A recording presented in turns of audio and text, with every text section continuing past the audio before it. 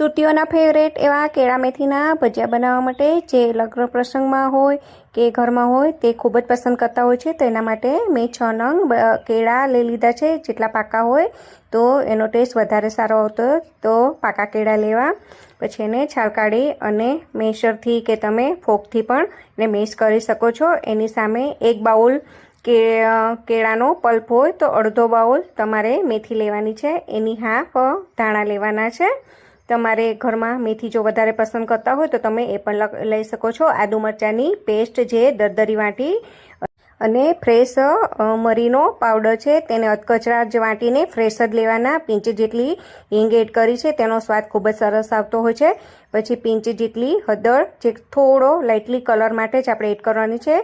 મીઠું નાખી સ્વાદ મુજબ મીઠું નાખીને સરસ મિક્સ કરી દેવાનું છે. પહેલાં હાથથી રફલી એને સરસ મિક્સ કરી અને પછી જરૂરિયાત પડે એટલો જ લોટ નાખવાનો છે. મેં પહેલાં 2 ચમચા જ એડ કર્યો છે. તમારું બાઇન્ડિંગ આવે એટલો જ લોટ નાખવાનો, જેથી એ બેસન નહીં લાગે અને ભજીયા ખાવામાં ખૂબ જ ટેસ્ટી બનતા હોય. જરૂર લાગે તો મેં 1 ચમચો લૂઝ હતું એટલે મેં 1 ચમચો હજુ એડ કરેલું છે. તમે જોઈ શકો છો આવું ઢીલું બેટર હોવું જોઈએ, બહુ ઢીલું નહીં. અને પહેલાં બધું પાણી નાખ્યા વગર બધું જ આવી રીતે તમે એને કોંફાણિયા ભજીયા પાડે ને તેવી જ રીતે પાડી શકો છો. હજુ ગાળું છે એટલે મેં 2 ચમચી પાછું પાણી એડ કરી અને સરસ એને ફેટવાનું છે, જેથી આપણા ભજીયા એકદમ સોફ્ટ બને.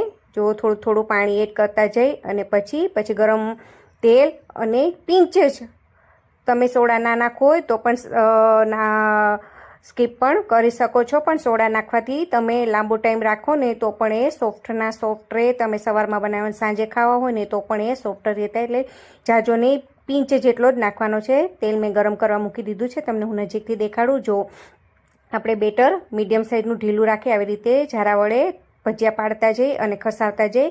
અને આપણે ગોળ ભજીયા નથી પાડવાના.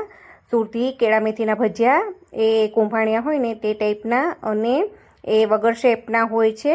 એટલે એને આવી રીતે પાડવાના. પછી 2 મિનિટ રહી અને એને આપણે ફેરવતા જઈ અને ગોલ્ડન બ્રાઉન રંગનો આવે એટલે ત્યાં સુધી આપણે સરસ એને ચેડવી લેશું. તમે જોઈ શકો છો એને ફેરવતા જઈ, થોડું પ્રેસ કરતા જઈ અને જો આપણો એક બેચ તળાઈ અને રેડી છે.